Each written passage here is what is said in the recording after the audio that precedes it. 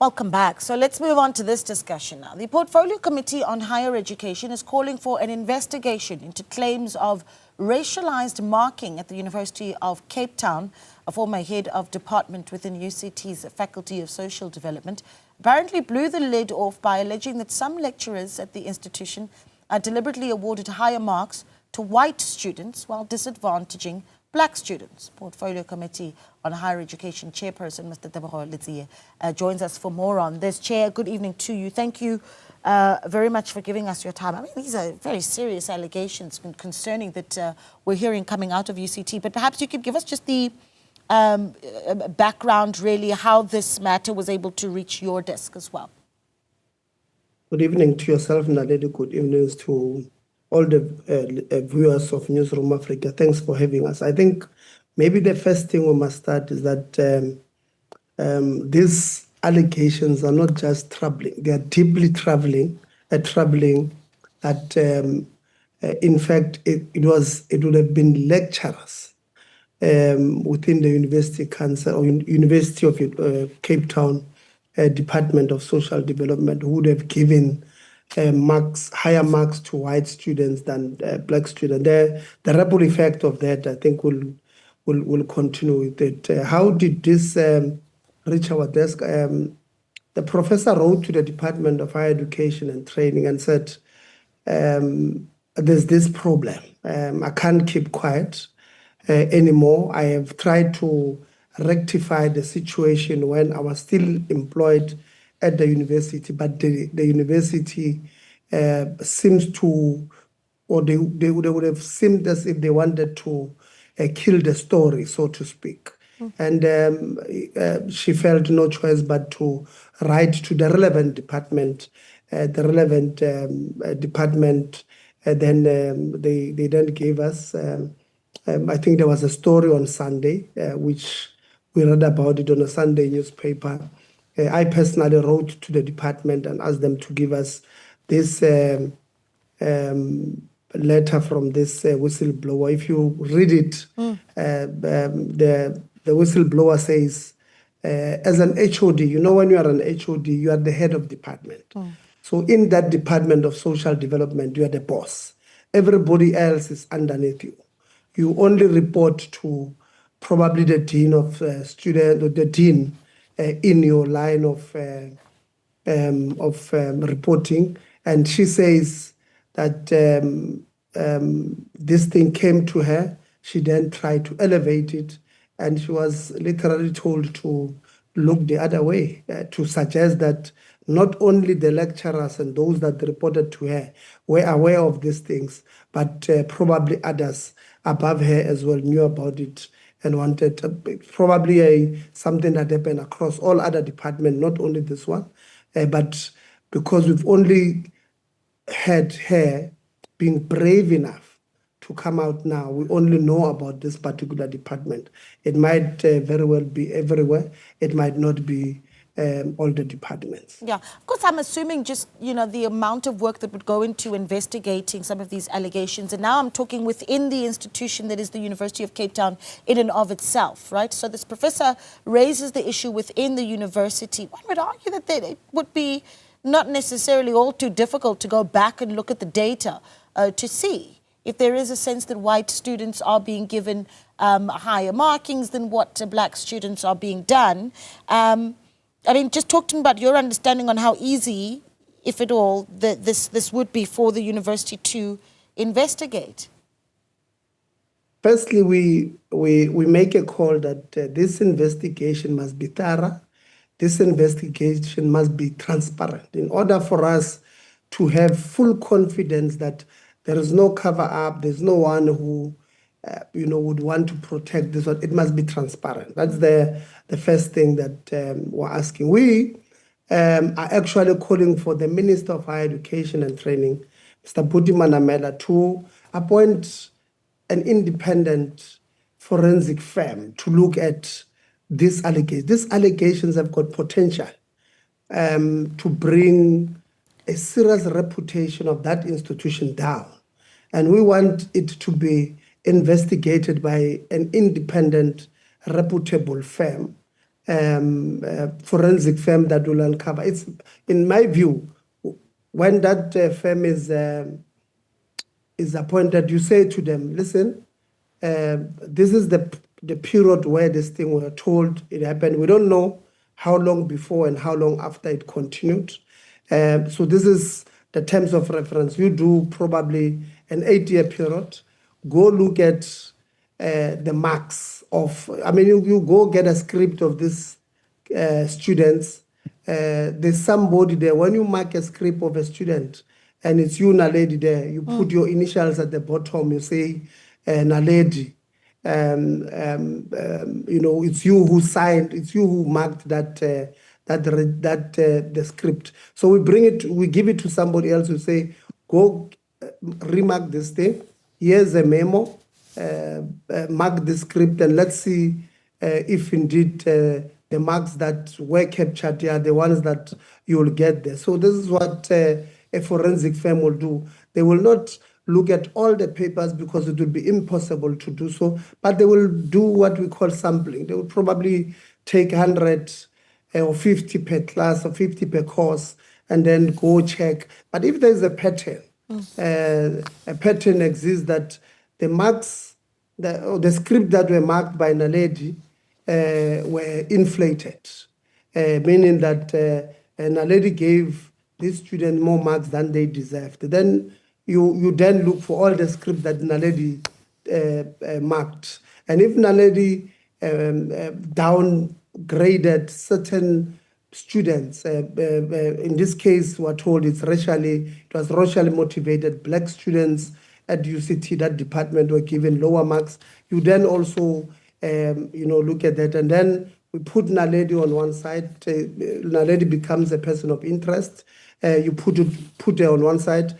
Must be interviewed by the forensic team on the role that they played and who would have been a mastermind behind this. Because if you look at what the whistleblower says there were 6. She mentions six people. Says these 6 people were running this cartel, and probably somebody there is their big boss, or somebody who's not mentioned there is the mastermind behind all of these things. So a forensic investigation then goes and looks at this evidence, interviews people, brings a report with recommendations. It must, because there's something I think we're not talking about, which is the social impact of this thing. So if black students were marked down, it means many of them, after completing, some of them may not have completed those degrees, by the way. But if those that completed their degrees were marked down and their marks were now below the acceptable average to do a postgraduate diploma or an honors, then they went home. They probably struggled to get employment.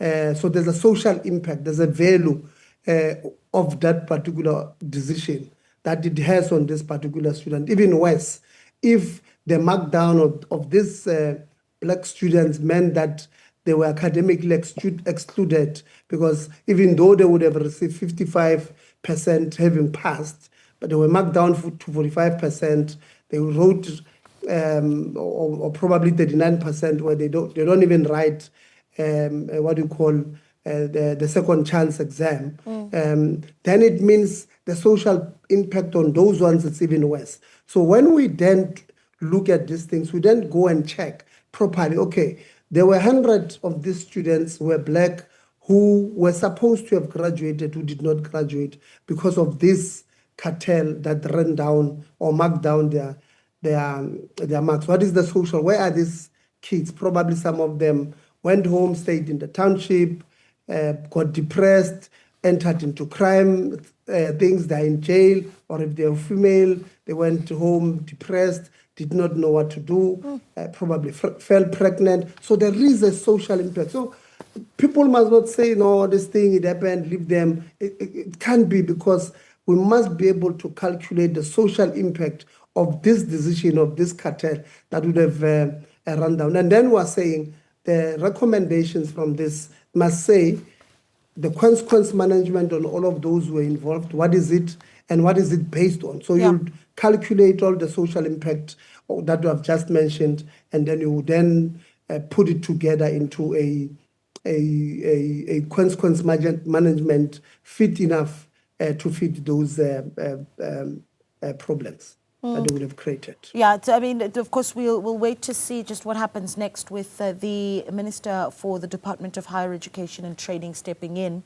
to really look into this matter at the University of Cape Town. I do want to bring in one more issue. Your portfolio committee has expressed some concern about the impact of NSFAS's decision on students. This is on the cancellation of student accommodation agreements with regards to unaccredited providers during academic terms. I mean, that's quite worrying. And your thoughts on what needs to happen next, where you've got the fears that some learners may very well be without a roof over their heads? Students, that is, yeah. That's a worrying thing. You know, we said to NSFAS,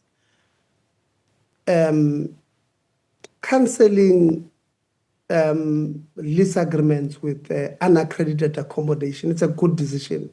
Why is it a good decision? We want all student accommodation to be accredited, because they will then follow the department's norms and standards.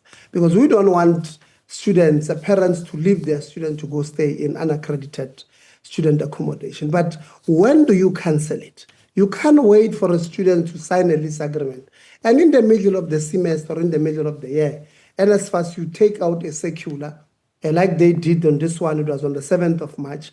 They released a circular saying, we're going to only pay 2,500 to unaccredited accommodation. That can't be right, because these students would have signed lease agreement based on what would have happened last year. You have paid probably 4,000. I don't know how much they would pay. Now, when you say you are going to pay only 2,500, you are saying these students must then incur the cost, the remaining balance, which is 1,500 every month. We've asked NSFAS that they must reconsider that decision. It's not a decision that we think it's in the best interest of the students in the middle of the year. They must announce that thing in September, that next year when you come in, we're not going to pay for any student who decide to stay in unaccredited accommodation. But for now, we don't think it's a good decision. We don't think it's a good decision that in the middle of the year, NSFAS defund students, when NSFAS would have sent notifications to students that go and register. Universities would have registered students on the basis that on the NSFAS portal, a student was said to be funded, and in the middle of the year, NSFAS wakes up and says, no, you applied in the wrong window, TVET window, and therefore are not funding you. So NSFAS must improve. NSFAS, Naledi, is too important to fail. It has produced, some of us will not have seen the doors of learning and culture if it was not NSFAS. NSFAS has produced over 5 million graduates, university graduates. It has funded more than 7 or 8 million students, and we can't allow it to make such mistakes, because then it will give credence to certain people who believe that NSFAS must be closed down. We don't think it should be closed down. Us who come from poor backgrounds, we know the importance of NSFAS, and we must fight for it to do well, so that it continues to fund millions of other people who come from shacks in townships and villages,